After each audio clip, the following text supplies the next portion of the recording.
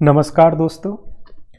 पिछली वीडियो में हम पढ़ चुके थे हड़प्पा सभ्यता के नगर निर्माण योजना को और हमने इन फोटो के माध्यम से भी समझा इन नगरों को। और आज हम उन्हीं कुछ प्रमुख नगरों की चर्चा करेंगे। जैसे सबसे पहला है मोहनजोदड़ो। मोहनजोदड़ो सिंधु नदी के तट पर है। जितने भी नगर हमें प्राप्त हुए हैं हमें मालूम होना चाहिए कि इनसे क्या प्राप्त हुआ है। यानी कि नंबर 1 जो इनसे प्राप्त हुआ है, जो उपकरण मिले हैं। नंबर 2 किस नदी के तट पर है, ये बहुत ज़रूरी है। और नंबर 3 जैसे कि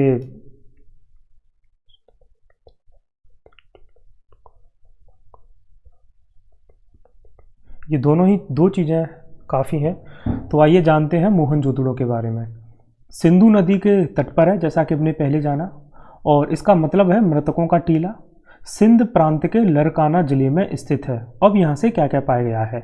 एक यहाँ से स्नानागार मिला है, अन्नागार पाया गया है, पुरोहित की मूर्ति पाई गई है और पशुपति मोहर नर्तकी की मूर्ति यहाँ से पाई गई है। और ये नर्तकी की मूर्ति जो कांसे की मिली है, पशुपति मोहर और पुरोहित की मूर्ति दाढ़ी वाले साधु की। अन्नागार और स्नानागार, अन्नागार स्नानागार के बारे में हम नगर निर्माण योजना में पढ़ चुके हैं और इन बाकियों को हम आगे पढ़ेंगे। हड़प्पा ये किस नदी के तट पर है। ये एक वो स्थान है जहां सर्वप्रथम इस सभ्यता की खोज की गई थी। पाकिस्तान के पंजाब प्रांत में रावी नदी के तट पर स्थित है। यहाँ के निवासियों का एक बड़ा भाग व्यापार करता था। लाल बलुआ पत्थर से बना पुरुष का धड़ मिला है। ये पत्थर की मूर्ति मिली है, लाल बलुआ पत्थर की। ये धड़ है, इसका सर नहीं है। चाहुंदड़ो, एनजी मुखर्जी ने इसकी खोज की 1934 में। यह मनके बनाने का कारखाना मिला है। उच्च कोटि की मोहर भी मिली है। यहाँ पर जो याद रखना है आपको, मनके बनाने का कारखाना, यानी कि मनके बनाए जाते थे तो चाहुंदड़ो में। लोथल गुजरात के भोगवा नदी के किनारे पर स्थित है। गुजरात में भोगवा नदी के किनारे पर स्थित है। बंदरगाह नगर था, डॉकयार्ड मिला है। नगर का 2 भागों में विभाजन न होकर के एक ही रक्षा प्राचीर से पूरे नगर को दुर्गीकृत किया गया है। जैसे कि हमने पढ़ा था नगर निर्माण योजना में, नगरों की जो विशेषता है वो 2 प्रकार में विभाजित किए गए हैं, एक पश्चिमी और एक पूर्व, यानी कि दुर्ग और एक जहाँ सामान्य जन रहता था। लेकिन यहाँ पर क्या है कि सभी को मतलब एक ही रक्षा प्राचीर से ढका गया है, मतलब उनको दुर्गीकृत किया गया है। कालीबंगा मतलब काले रंग की चूड़ियाँ। राजस्थान के हनुमानगढ़ जिले में घग्गर नदी के किनारे स्थित है। यहाँ के भवनों का निर्माण कच्ची ईंटों से हुआ है, यानी कि कच्ची ईंटों से।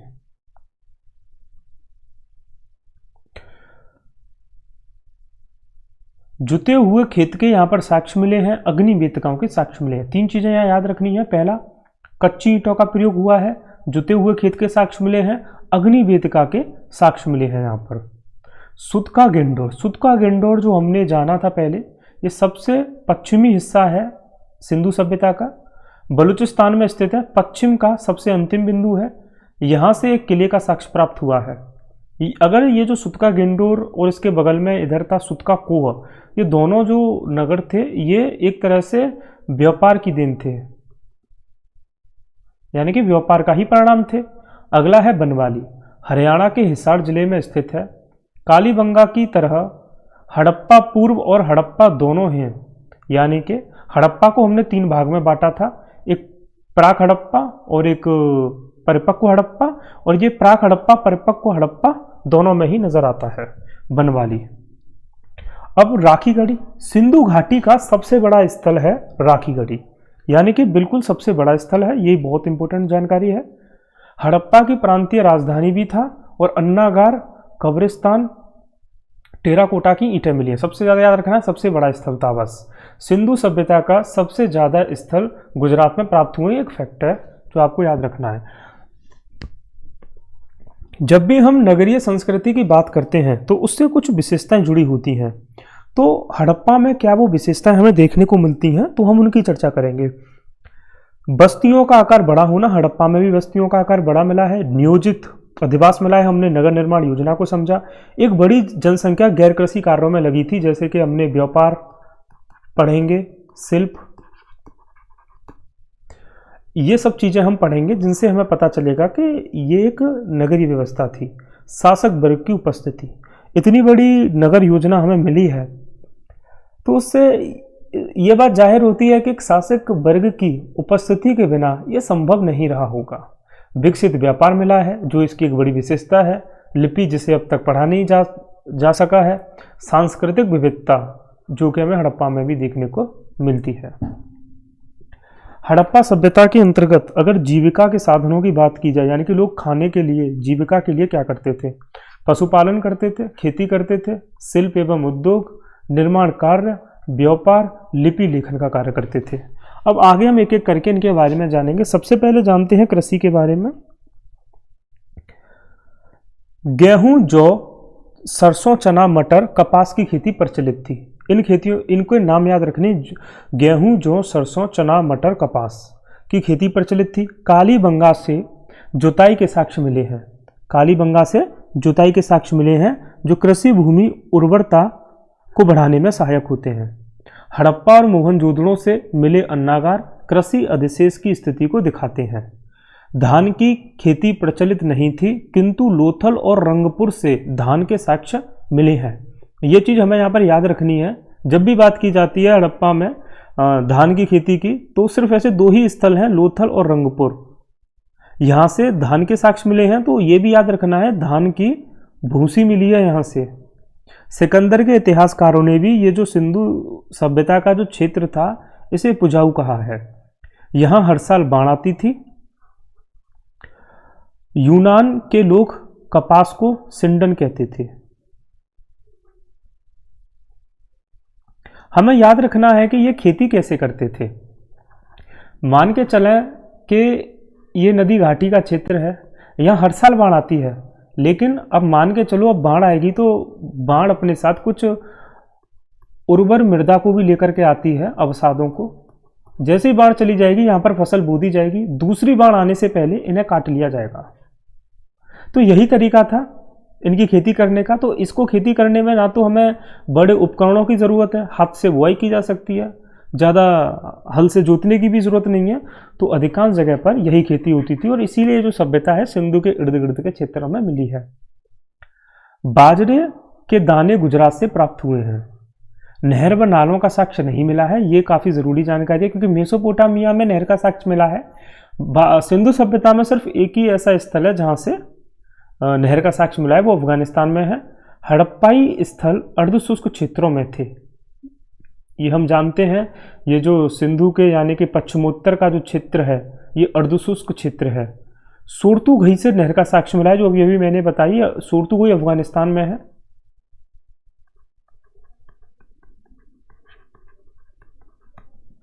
नगरों को खाद्य की आपूर्ति ग्रामीण क्षेत्रों से की जाती थी क्योंकि अन्नागार नदी के किनारों पर मिले हैं। अन्नागार नदी के किनारों पर मिले हैं।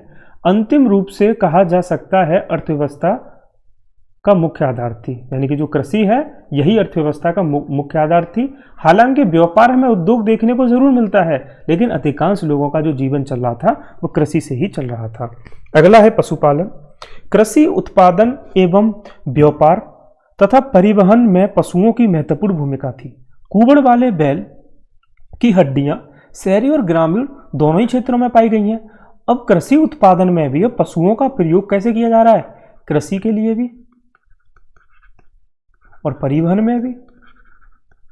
अब आप पशुओं का परिवहन में कैसे इस्तेमाल किया जाएगा ये आप समझ सकते हैं, जैसे कि बैलगाड़ी के तौर पर। और कृषि में कैसे इनका उपयोग किया जाएगा, जैसे कि गायों को, बकरी, इनसे दूध, ये भी एक प्रकार से कृषि है। तो कृषि और परिवहन दोनों में ही हम इनका इस्तेमाल करते थे। और कृषि में बुवाई में भी कुबड़ वाले बैल का इस्तेमाल होता था। भेड़, बकरी, हाथी, भैंस, गाय, गधे आदि पशुओं होने का अनुमान है। अब पशु अगर जो मिले, भेड़, बकरी, हाथी, भैंस, गाय, गधे, हड़प्पावासी घोड़े से परिचित नहीं थे। ये जरूरी जानकारी है क्योंकि ऋग्वैदिक काल में आर्य घोड़ों से परिचित थे। लेकिन हड़प्पा में नहीं थे। लेकिन एक जगह गुजरात में एक जगह है सुरकोटडा, ये जगह कहां पर है? गुजरात में। घोड़ों की अस्थियों के साक्ष्य मिले हैं, सिर्फ एक ही साक्ष्य है। अब दो हमने चीजों को पढ़ा, एक तो हमने धान के बारे में पढ़ा था, एक घोड़ों के बारे में। धान लोथल और रंगपुर। स्टेटमेंट दो बन सकते हैं कि हड़प्पा सभ्यता धान से परिचित नहीं था, स्टेटमेंट ट्रू होगा। लेकिन दो स्थल ऐसे हैं लोथल और रंगपुर जहां परिचित थे, लेकिन ये साक्ष्य काफी धुंधले हैं। घोड़े की अगर हम बात करें तो सुरकोटडा, सुरकोटडा कहां पर है? गुजरात में। लोथल कहां पर है? गुजरात में। इन दो को हमें अलग से जरा ध्यान से पढ़ना है, मिस्टेक ना हो पाए। अगर क्वेश्चन ये बनता है कि हड़प्पा सभ्यता में घोड़ों के साक्ष्य नहीं पाए गए हैं तो स्टेटमेंट ट्रू होगा। अगर ये बनता है कि घोड़ा में के साक्ष्य कहां से पाए गए हैं तो सुरकोटडा होगा। ये जो साक्ष्य हैं दोनों, ये काफी धुंधले साक्ष्य हैं। अगला है व्यापार। मेसो, सबसे पहले अगर हम ये जाने कि इनके व्यापार की जानकारी हमें कहां से मिलती है तो मेसोपोटामिया के सम्राट सारगोन के अभिलेख से हमें जानकारी प्राप्त होती है कि यहाँ दिलवन और माकन और मलुआ के व्यापारी हमारे यहाँ जहाज लाते थे। क्या लाते थे? जहाज। और यहाँ पर जो मलुआ है यह हड़प्पा है। माप तौल के पाए गए उपकरण, मोहर, अगर जो मोहर पाई गई हैं इनसे हम अनुमान लगा सकते हैं कि व्यापार में इनका इस्तेमाल होता होगा। जो बंदरगाह पाया गया है लोथल का, इससे हम अनुमान लगा सकते हैं कि ये परिवहन में इस्तेमाल होता था, तो व्यापार के लिए ही होते होंगे। और साथ ही कुछ व्यापारिक बस्तियां भी मिली हैं। व्यापारिक बस्तियां जैसे कि हम कह सकते हैं सुतका गंडोर, सुतका कोह, इनसे हमें ये जानकारी प्राप्त होती है कि यहाँ व्यापार होता होगा। यातायात के जो साधन मिले हैं, जल मार्ग, सड़क मार्ग दोनों से परिचित थे। बैलगाड़ी प्रमुख साधन थी, जहाज का प्रयोग किया जाता था। मोहनजोदड़ो से तराजू और लोथल से हाथी दांत का स्केल मिला है। तराजू और हाथी दांत। अब अगर देखा जाए हाथी दांत का स्केल का, स्केल एक प्रकार से मापन की इकाई है। अब मापने का इस्तेमाल व्यापार में किया जाता होगा। तराजू ये भी एक तरह से माप तौल की ही इकाई है। तांबा राजस्थान की खेती से बलूचिस्तान से मंगाया जाता था। तो अगर एक प्रकार से ये व्यापार की ओर सीधा संकेत करता है। जस्ता यानी कि टिन अफगानिस्तान से बड़ी कठिनाइयों से आता था। कसेरे हम किसे कहते हैं? ये एक टर्म है, जो कांसे का कार्य करने वाले शिल्पी थे हम उन्हें कसेरे कहते थे। जैसा कि हम जानते हैं कि हड़प्पा सभ्यता एक कांस्य सभ्यता थी और जो कांसे का कार्य करते थे उन्हें हम कसेरे कहते थे। अगला सोना, अफगानिस्तान, ईरान और दक्षिण भारत से मंगाया जाता था। चांदी ईरान और मेसोपोटामिया से मंगाया जाता था। लार्ज बर्ड मणि ये काफ़ी महंगा था। यह बदक खां से मंगाया जाता था। कीमती पत्थर बलूचिस्तान राजस्थान से मंगाया जाता था। फिरोजा ईरान से मंगाया जाता था। सेल खड़ी ईरान से। इस प्रकार आंतरिक और बाह्य दोनों प्रकार के व्यापारों की हमें जानकारी मिलती है। सिक्कों के साक्ष्य नहीं मिले हैं, किंतु अनुमान है इसके स्थान पर मोहरों का प्रयोग किया जाता होगा। याद रहे ये सिर्फ एक अनुमान है। अगला है शिल्प। शिल्प में अगर हम देखें तो पक्की ईंटों के मकान ईंट उद्योग को दर्शाते हैं। अब जहाँ पर की ईंटें मिली हैं तो उनसे ज्ञात होता है कि इनको बनाने के लिए कुछ कारखाने, जिन्हें हम उद्योग कह सकते हैं, वो रहे होंगे। हाथी दांत का उद्योग विकसित और वस्त्र उद्योग का भी विकसित अवस्था में थे। लोथल से हाथी दांत का कारखाना और चाहुंदड़ो से मनका बनाने का कारखाना, मोहनजोदड़ो से सीप का कारखाना, ये हमें याद रखना है। जैसे लोथल से हाथी दांत का कारखाना, चाहुंदड़ो से मनका जो हम पीछे भी देख चुके हैं, और मोहनजोदड़ो से सीप का कारखाना मिला है। ये हमें तीनों चीज़ें याद रखनी है। अगर हम उनके धार्मिक जीवन की बात करें तो सबसे पहले तो हमें जानकारी कहाँ से प्राप्त होती है? मोहरों से, मृण मूर्तियों से और मृत भांडों से। दार्शनिक जानकारी हमें इसलिए प्राप्त नहीं होती है क्योंकि हमारे पास कोई लिखित साक्ष्य नहीं है। लिखित साक्ष्य है तो उसे पढ़ा नहीं जा सका है। धर्म का जो स्वरूप है काफ़ी विविधतापूर्ण है, जैसे अग्नि पूजा, जल पूजा, पशुपति पूजा, वृक्ष पूजा और सर्प पूजा। इत्यादि। अब यहाँ पर अग्नि की भी पूजा की जाएगी, जल की जाएगी, पशुपति की भी, वृक्ष की भी, तो स्वरूप है अपने आप में विविधतापूर्ण ही रहेगा। धर्म का जो संबंध है वो उत्पादन से था। अब इसलिए आराधना नहीं की जा रही थी कि हमें मोक्ष चाहिए, पूजा इसलिए की जा रही थी कि हमें उत्पादन हमारा बेहतर हो। बड़ी संख्या में मृण मूर्तियां तथा मोहरों पर नारी की आकृति पाई गई है, जिससे क्या ज्ञात होता है कि मातृ देवी के उपासक रहे होंगे। मोहनजोदड़ो से एक मोहर मिली है जिस पर योगी योग मुद्रा में बैठा है और दाईं ओर चीता है, हाथी तथा बाईं ओर गैंडा और भैंस है। पैर के पास 2 हिरण बैठे हैं। इसे पशुपति रुद्रदेव कहा है और कालांतर में आगे चल करके इसे शिव के नाम से जाना जाने लगा। तो रुद्रदेव, जिसे आगे चल करके शिव कहा, उसका जो प्रारंभिक साक्ष्य है हड़प्पा सभ्यता से मिलता है। और इस समय की एक बड़ी खास विशेषता थी, दाह संस्कार प्रचलित थे, यानी कि समाधान, कब्रें। तो कब्र 3 प्रकार की थी, एक थी पूर्ण कब्र, पूर्ण समाधान, आंशिक समाधान और एक था कलश समाधान। तो जो पूर्ण समाधान है, तो पूर्ण समाधान में पूरे शरीर को दफना दिया जाता था। पार्शियल में क्या था कि कुछ शरीर को जला करके फिर दफनाया जाता था। और कलश समाधान के अंतर्गत शरीर को जला करके जो उसकी राख बचती थी उसे कलश में रख करके फिर जमीन के अंदर दफनाया जाता था। अगर हम सामाजिक जीवन को जाने तो समाज एक विभाजन के स्तर पर पहुंच चुका था। क्यों? अगर किसी भी समाज के अंदर इतनी बड़ी नगरीय व्यवस्था होगी और समाधान के माध्यम से भी हम देखते हैं कि काफ़ी असमानता है लोगों में। कहीं पर बड़े बड़े आभूषणों को उनके साथ दफना जा रहा है तो कहीं पर मिट्टी के हैं। आभूषणों में विविधताएं हैं, बर्तनों में हमें विविधताएं देखने को मिलती हैं, नगरों में भी विविधताएं देखने को मिलती हैं। तो इससे हम ये कह सकते हैं कि समाज एक विभाजन के स्तर पर पहुंच चुका था।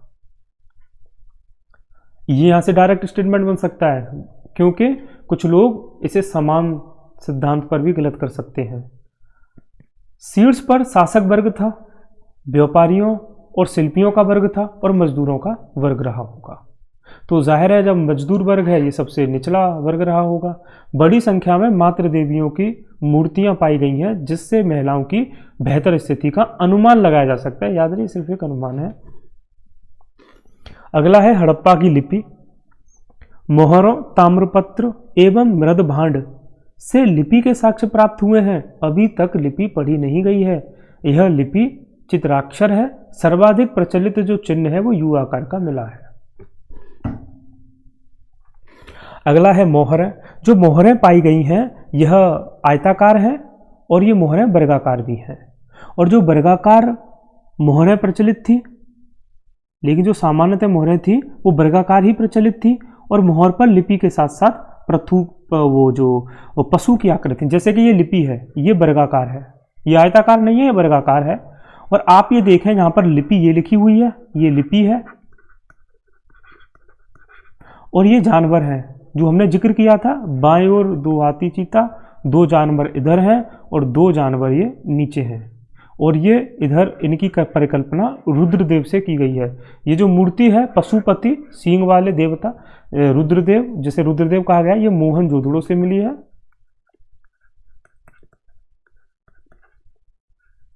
ये मोहर हमें मोहनजोदड़ो से मिली है। ये ऊपर इधर लिपि लिखी हुई है, ये जानवरों के चित्र हैं, तो ये वर्गाकार है। और जो मोहरें आयताकार मिली हैं तो केवल लिपि का अंकन है, उन पर केवल लिपि का ही अंकन है, उन पर जानवरों के चित्र नहीं मिले हैं।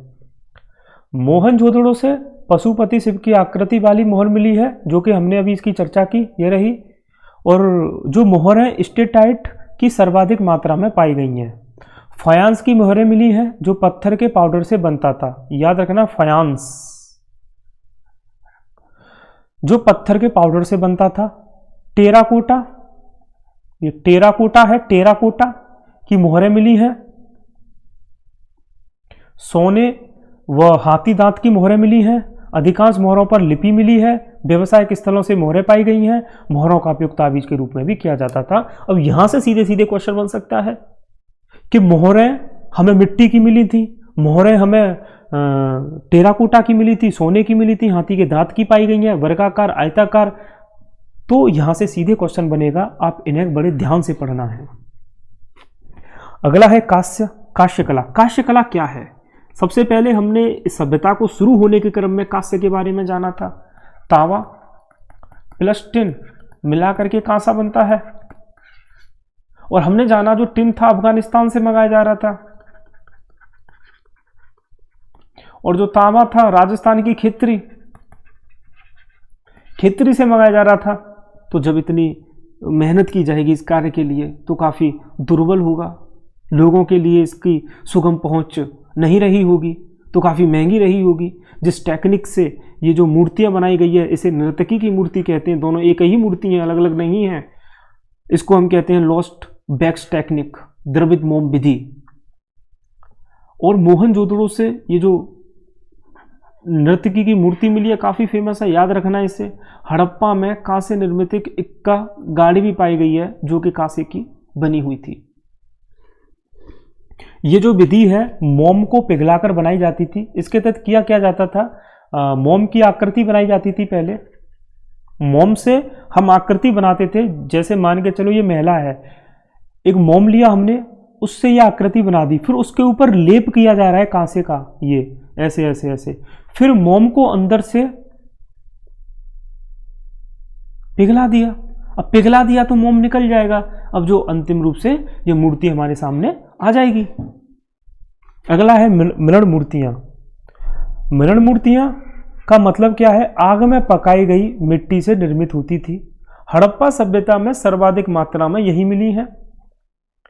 अगर हम बात करें सबसे ज़्यादा अगर हमें मूर्ति मिली है कांसे की या मृण मूर्तियाँ, तो सबसे ज़्यादा हमें मृण मूर्तियाँ मिली हैं, क्योंकि ये मिट्टी की बनी होती थी, काफ़ी आसान था इन्हें बनाना, और आग में पकाई गई मिट्टी से निर्मित होती थी। जैसे मिट्टी पर की हमने कोई बना ली मूर्ति, तो उसके बाद हम इसे आग में पकाएंगे, उसके बाद फिर ये मूर्ति निर्मित होगी। आप देख पा रहे हैं मूर्ति इतनी बेहतर नहीं है कांसे की तरह। इनका उपयोग खिलौनों के रूप में और धार्मिक कार्यों में किया गया था।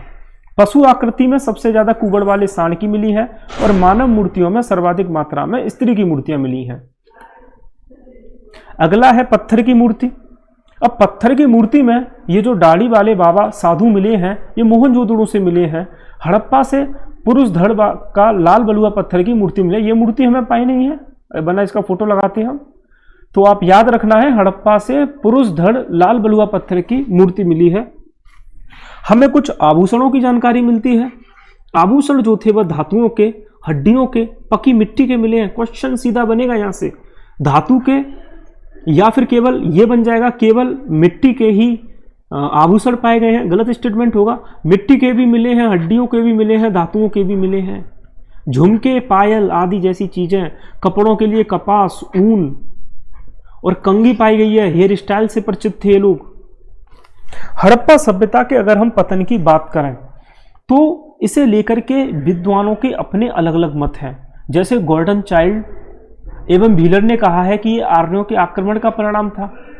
फेयर सर्विस ने कहा कि पारिस्थितिकी असंतुलन का परिणाम था। डीपी अग्रवाल घग्गर का सूख जाने को इसका कारण मानते हैं। हड़प्पा सभ्यता का पतन न होकर एक नगरीय सभ्यता का पतन था। यह सभ्यता आगे चलकर अपने विभिन्न स्वरूपों में जीवित रही, जैसे कि जल पूजा, वृक्ष पूजा, सर्प पूजा, शिव पूजा, सूर्य पूजा, व्यापार परिवहन, नियोजन, नगरीय व्यवस्था, शिल्प तकनीक आदि।